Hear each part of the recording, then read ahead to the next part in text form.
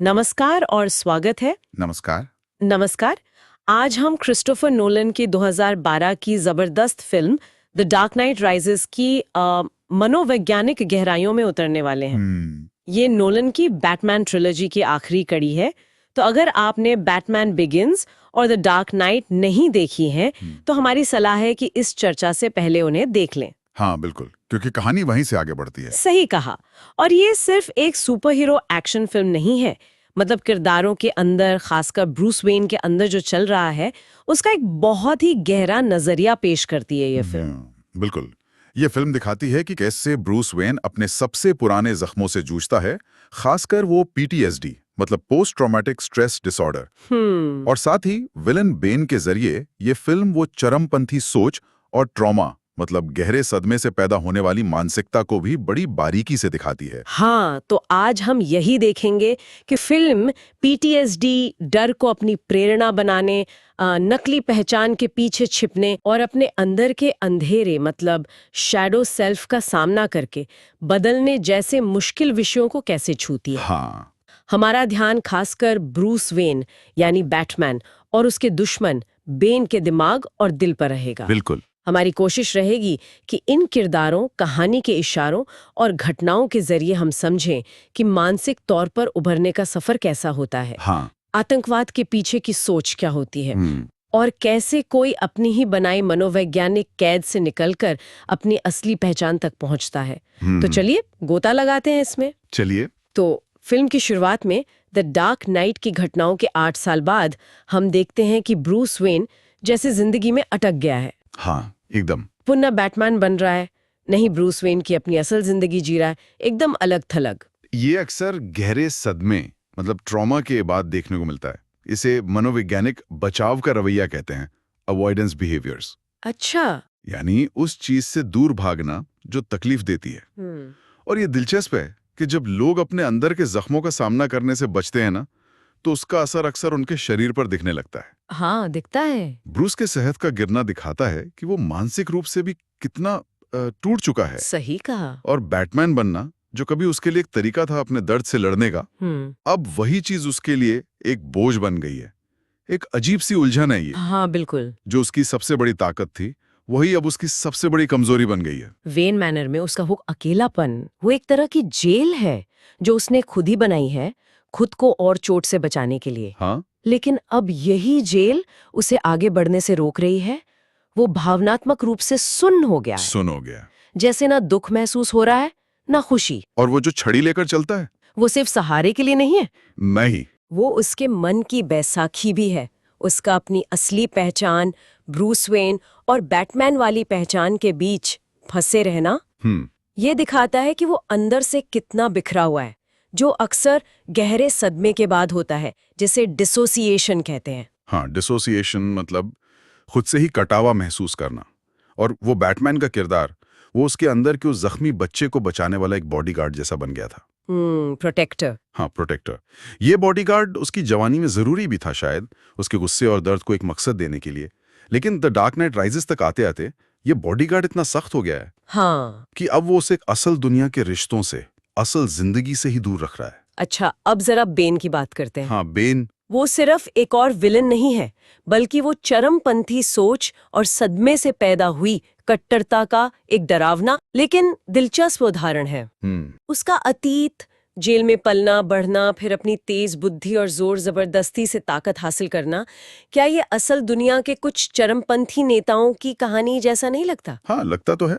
इसमें मनोवैज्ञानिक तौर पर जो खास है, जो बात गौर करने लायक है, वो ये है कि बेन के बचपन का भयानक अनुभव कुछ ऐसा है जिसे मनोवैज्ञानिक जिंदगी बदल देने वाला भयानक अनुभव कहते हैं, टोटलाइजिंग कन्वर्जन एक्सपीरियंस। अच्छा। ये ऐसी घटनाएं होती हैं जो किसी इंसान की पहचान और उसके जीने का मकसद पूरी तरह बदल देती हैं।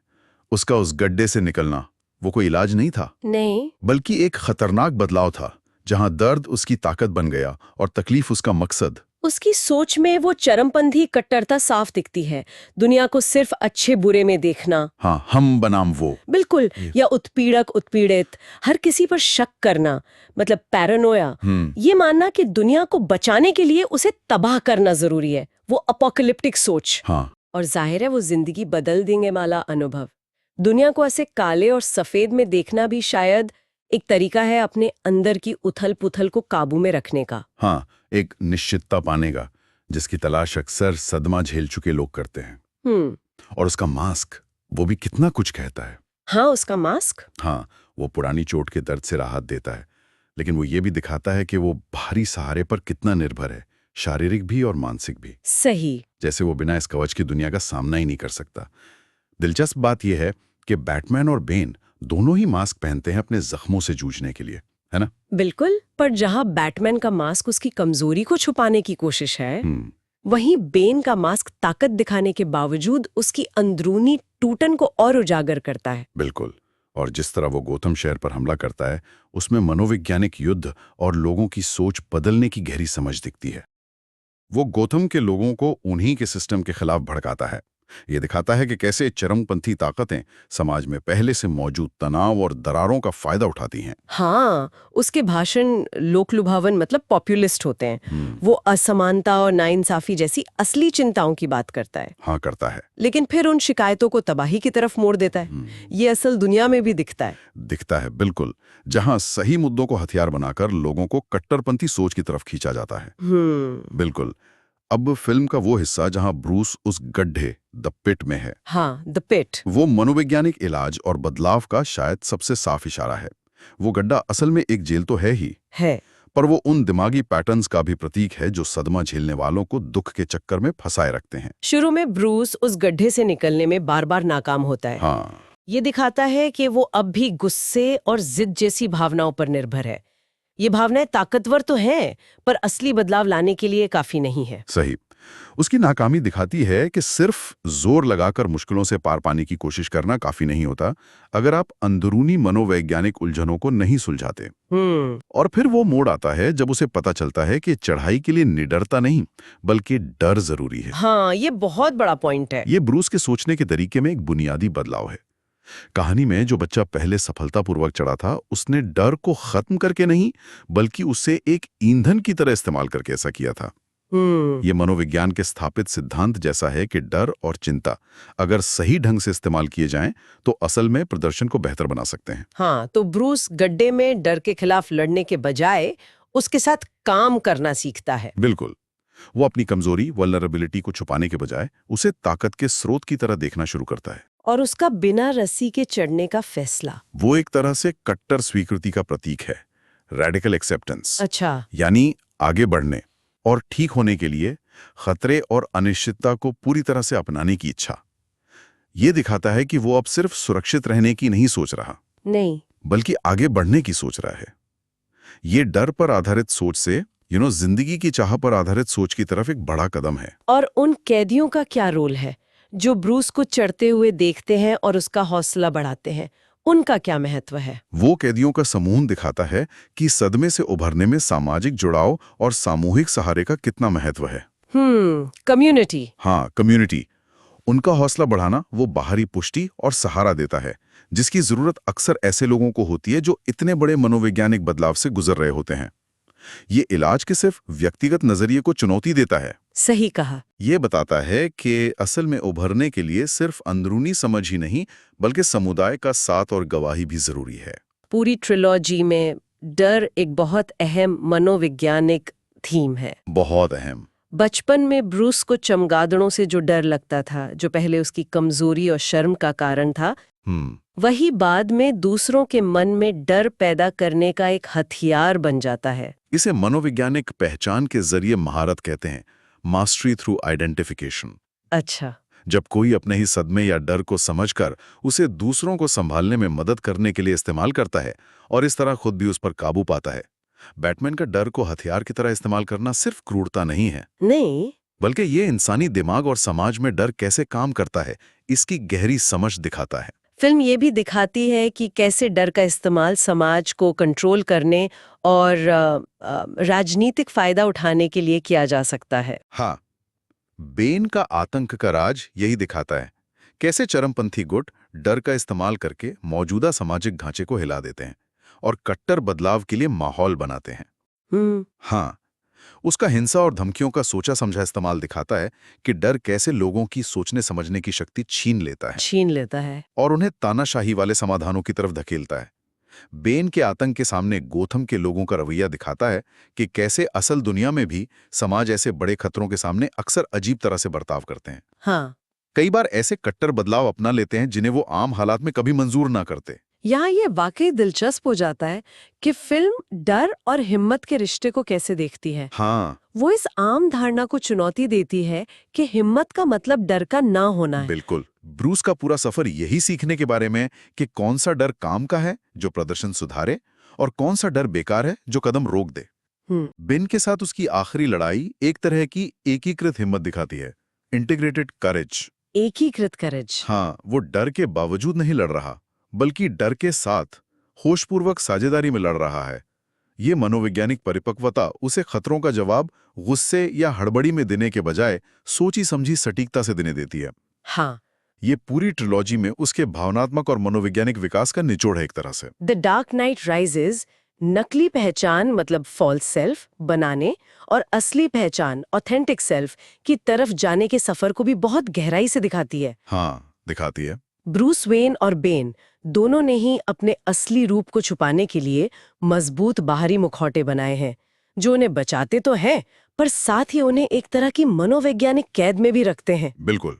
बैटमैन का किरदार एक नकली पहचान है, जिसे बाहरी दुनिया की मांगों को पूरा करने और अंदरूनी जख्मों को संभालने के लिए बनाया गया है, जबकि असली स्व नीचे छिपा रहता है। हाँ। इस नकली पहचान ने ब्रूस को बचाने का काम तो किया, उसे अपने सदमे को एक मकसद दिया बिना सीधे अपनी कमजोरियों का सामना किए। फिल्म इस असली पहचान की खोज को सार्वजनिक और निजी जिंदगी के बीच के संबंध से भी जोड़ती है। हाँ, ब्रूस का अपनी बैटमैन और ब्रूस वेन वाली पहचानों को एक करने का संघर्ष ये दिखाता है कि कैसे हम सब अपनी सामाजिक जिम्मेदारियों और अपनी अंदरूनी सच्चाई के बीच संतुलन बनाने की कोशिश करते हैं। बिल्कुल। उसका सफर अपने असली रूप तक पहुंचने का है, न कि वो जख्मी बच्चा जिसे सुरक्षा चाहिए, न ही वो बदला लेने वाला हीरो जिसे इंसाफ चाहिए, बल्कि वो परिपक्व इंसान जो अतीत के सदमों के बजाय मौजूदा हालात के हिसाब से अपनी प्रतिक्रियाएं चुन सकता है। दूसरी तरफ बेन का किरदार वो इस नकली पहचान के खतरों का एक चरम उदाहरण है। हाँ, बिल्कुल। उसकी पूरी पहचान उसके सदमे और तबाही के मिशन के इर्द गिर्द बनी है, जिसमें असल इंसानी रिश्तों या निजी विकास के लिए कोई जगह नहीं। सही। तालिया ऑल गूल के साथ उसका रिश्ता दिखाता है कि वो बाहरी पुष्टि और मकसद के लिए कितना ज्यादा निर्भर है, जो उसे दूसरों के हाथों की कठपुतली बना देता है। असल में फिल्म ये बताती है कि असली पहचान मुश्किल हिस्सों को खत्म करने से नहीं, बल्कि उन्हें एक संतुलित पूरे वजूद में मिलाने से मिलती है। मिलाने से। हाँ, ब्रूस का आखिरी विकास इसी में है कि वो अपनी हिंसा करने की क्षमता और रिश्तों की जरूरत, इंसाफ की चाहत और शांति की इच्छा दोनों को स्वीकार करता है। दोनों को। ये मिलाप उसे उस या तो या वाली सोच से आगे ले जाता है जो पहले उसके सफर की पहचान थी, हाँ, और उस दोनों और वाली जटिलता को अपनाने देता है जो मनोवैज्ञानिक परिपक्वता की निशानी है। ये पूरी ट्रिलॉजी कार्ल युंग के शैडो साइकोलॉजी मतलब मन की परछाई के सिद्धांत का एक बड़ा कैनवस है ना? हाँ, बिल्कुल है। हर फिल्म ब्रूस के उन हिस्सों को सामने लाती है जिन्हें वो नकारता है या दबाता है। द डार्क नाइट राइजेस इस शैडो वर्क अपनी परछाई पर काम करने का एक तरह से नतीजा है, जो ब्रूस को खुद के उन पहलुओं का सामना करने पर मजबूर करती है जिनसे वो अब तक बचता रहा है। हाँ, और बेन एक तरह की शैडो फिगर है, परछाई वाली आकृति, जो ब्रूस के अंदर की तबाही मचाने की क्षमता और अपने मिशन में इतना खो जाने की क्षमता का प्रतीक है कि वो अपनी इंसानियत ही भूल जाए। पूरी ट्रिलॉजी में बैटमैन और उसके विलेंस के बीच का रिश्ता यही दिखाता है कि कैसे हम अपने अंदर के संघर्षों को बाहरी दुश्मनों पर थोप देते हैं, जैसे प्रोजेक्शन कहते हैं। बिल्कुल। हर विलेन ब्रूस की परछाई के एक अलग पहलू को दिखाता है। रासल ब्रूस की कट्टरता, हाँ, जोकर अराजकता और शून्यवाद, और बेन बिना सुलझे सदमे की विनाशकारी ताकत को। यह टकराव ब्रूस के लिए अपनी छुपी हुई चीजों को पहचानने और मिलाने का मौका बनते हैं। हाँ, हालांकि ज्यादातर ट्रिलॉजी में ये प्रक्रिया अनजाने में ही चलती रहती है। द डार्क नाइट राइजेस में खासकर गड्ढे में बिताए समय के जरिए ब्रूस पहली बार होशपूर्वक अपनी परछाई से जुड़ता है। हाँ, दूसरे कैदियों के साथ उसकी बातचीत उसे बैटमैन वाले कवच की सीमाओं का सामना करने और ये स्वीकार करने पर मजबूर करती है कि कैसे उसके बचाव के तरीके ही अब उसकी तरक्की में बाधा बन गए हैं। सही। ये पहचान वही है जिसे यूंग के मानने वाले शैडो कॉन्शियसनेस कहते हैं, यानी अपने अंदर बनाने और बिगाड़ने, प्यार और नफरत, ठीक करने और नुकसान पहुंचाने दोनों की क्षमता के बारे में जागरूक होना। और ये जागरूकता उसे ज्यादा होशपूर्वक ये चुनने देती है कि अलग-अलग हालात में उसे अपने व्यक्तित्व के कौन से पहलू दिखाने हैं। बिल्कुल। फिल्म का अंत ये बताता है कि मनोवैज्ञानिक सेहत के लिए इन परछाई वाले तत्वों को खत्म करने की नहीं, बल्कि उन्हें अपनी पूरी पहचान में होशपूर्वक मिलाने की जरूरत है। ब्रूस का आखिरकार बैटमैन के किरदार से रिटायर होना हार नहीं बल्कि एक तरह का ग्रेजुएशन है। ग्रेजुएशन, हाँ। उसने अंदरूनी तौर पर इतना संतुलन पा लिया है कि अब उसे अपने मन को संभालने के लिए बाहरी किरदारों की जरूरत नहीं। सही। अपनी विरासत दूसरों को सौंपने की उसकी क्षमता दिखाती है कि वो इंसान नहीं रहा जिसे बैटमैन बनना पड़ता था, बल्कि अब वो चुन सकता है कि उन गुणों को कब और कैसे दिखाना है। फिल्म सिर्फ किरदारों के मन की बात नहीं करती, बल्कि ये भी देखती है कि सदमा पूरे समाज पर सामूहिक स्तर पर कैसे असर डालता है। हाँ, बिल्कुल। गौथम पर बेन का कब्जा वो हालात बनाता है जिसे मनोवैज्ञानिक सामूहिक सदमा कहते हैं, कलेक्टिव ट्रॉमा। यानी जब कोई खतरनाक घटना इतने बड़े पैमाने पर होती है कि वो पूरे समुदाय के सहने की क्षमता और संसाधनों पर भारी पड़ जाती है। फिल्म दिखाती है कि ऐसे बड़े खतरों के सामने समुदाय कैसे प्रतिक्रिया करते हैं। समाज का टूटना, बलि का बकरा ढूंढना, स्केपगोटिंग, हाँ, और मुश्किल समस्याओं के लिए तानाशाही वाले समाधानों की तरफ झुकाव। बेन की राज में गौथम के नागरिकों का बदलना दिखाता है कि कैसे सामाजिक सदमा समुदायों के अंदर छिपे झगड़ों और शिकायतों को हवा दे सकता है। वो जो कंगारू अदालतें और सरेआम फांसी दी जाती है। हाँ, वो सामाजिक एकता के टूटने और न्याय के पुराने बर्बर तरीकों की तरफ लौटने का प्रतीक है, जो अक्सर सामूहिक सदमे के साथ होता है। और फिर बैटमैन की वापसी के जरिए सामूहिक इलाज की उम्मीद बनती है।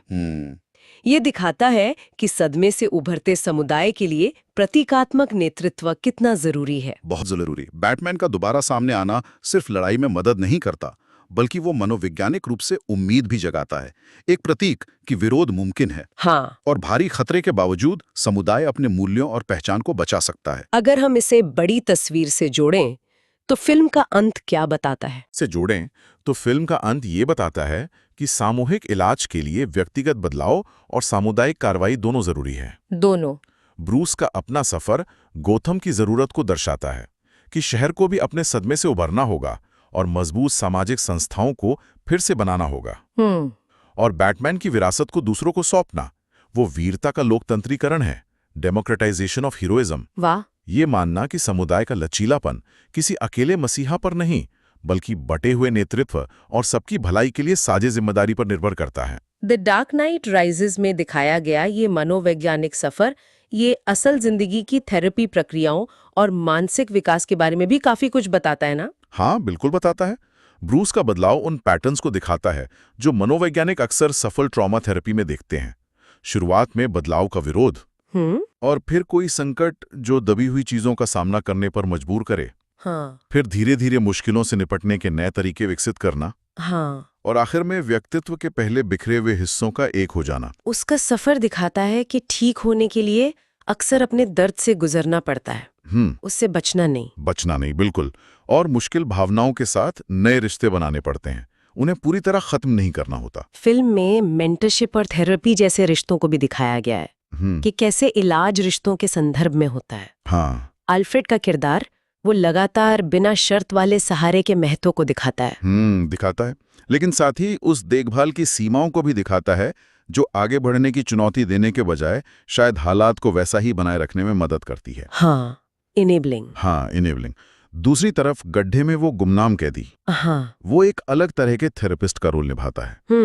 वो जो आराम देने के बजाय चुनौती देता है, सामना कराता है और इंसान को स्थिर रहने के बजाय आगे बढ़ने के लिए धकेलता है। फिल्म ये भी बताती है कि मानसिक विकास के लिए अक्सर लोगों को खतरे और अनिश्चितता के साथ एक नया रिश्ता बनाना पड़ता है। ब्रूस का बिना रस्सी के चढ़ने का फैसला ये दिखाता है जिसे थेरेपिस्ट मुश्किलों को झेलने की क्षमता कहते हैं। डिस्ट्रेस टॉलरेंस, हाँ, यानी मुश्किल भावनाओं और अनिश्चित नतीजों का अनुभव करने की ताकत बिना तुरंत राहत या भागने का रास्ता ढूंढे। और ये क्षमता उन लोगों के लिए बहुत जरूरी हो जाती है जो अपने पुराने सीमित करने वाले पैटर्न से बाहर निकलना चाहते हैं और जिंदगी की चुनौतियों से निपटने के नए तरीके सीखना चाहते हैं। तो इसका क्या मतलब है, ये सब देखकर, ये सब समझकर? हाँ, मतलब द डार्क नाइट राइजेस सिर्फ एक सुपर हीरो फिल्म से कहीं ज्यादा है। कहीं ज्यादा। ये सदमे, डर, पहचान और ठीक होने की प्रक्रिया का एक बहुत ही सोचा समझा मनोवैज्ञानिक नजरिया है। ब्रूस वेन का अपनी मनोवैज्ञानिक कैद से निकलकर अपनी असली पहचान तक का सफर। वो दिखाता है कि असली बदलाव उन मुश्किल चीजों से बचने में नहीं, बल्कि उनका सामना करने में है। सामना करने में है। बेन एक दुश्मन भी है और एक तरह का शैडो टीचर भी। वो उस तबाही का प्रतीक है जो तब होती है जब सदमे को समझा और संभाला नहीं जाता। सबसे बड़ी बात ये निकलती है कि मनोवैज्ञानिक सेहत मुश्किल हिस्सों को मिटाने में नहीं, बल्कि उन्हें होशपूर्वक अपने वजूद में मिलाने में है। हाँ। ब्रूस का रिटायर होना उसकी कामयाबी का प्रतीक है। वो अब हालात पर सिर्फ प्रतिक्रिया नहीं देता, बल्कि सोच समझकर जवाब देता है। वो डर से नहीं, बल्कि जिंदगी की चाहत से प्रेरित है। हाँ। ये सब असली मनोवैज्ञानिक विकास के लक्ष्य हैं। और फिल्म का सामूहिक सदमे और सामुदायिक इलाज पर ध्यान देना, वो सामाजिक मनोविज्ञान और इस बात पर भी रोशनी डालता है कि समुदाय कैसे बड़े खतरों से उभरते हैं। बिल्कुल। और अंत में एक विचार छोड़ने के लिए, हाँ, फिल्म शायद ये इशारा करती है कि सच्ची वीरता अंधेरे को खत्म करने में नहीं है, अच्छा, बल्कि इंसान के स्वभाव के उजाले और अंधेरे दोनों पहलुओं के साथ होशपूर्वक जीना सीखने में है। ये गहरा है। ये विचार हमारे अपने जीवन में हमारी परछाई को स्वीकारने और उसके साथ तालमेल बिठाने के बारे में क्या सवाल उठाता है? सोचने वाली बात है। द डार्क नाइट राइजेस के इस मनोवैज्ञानिक सफर में हमारे साथ शामिल होने के लिए धन्यवाद। धन्यवाद। उम्मीद है इस बातचीत ने आपको फिल्म और इंसानी मन की जटिलताओं पर सोचने के लिए कुछ नया दिया होगा। अगर आपको ये चर्चा पसंद आई तो हमें कमेंट्स में जरूर बताएं। हाँ, जरूर। और हाँ, चैनल को सब्सक्राइब करना न भूलें। अगली बार तक सोचते रहिए।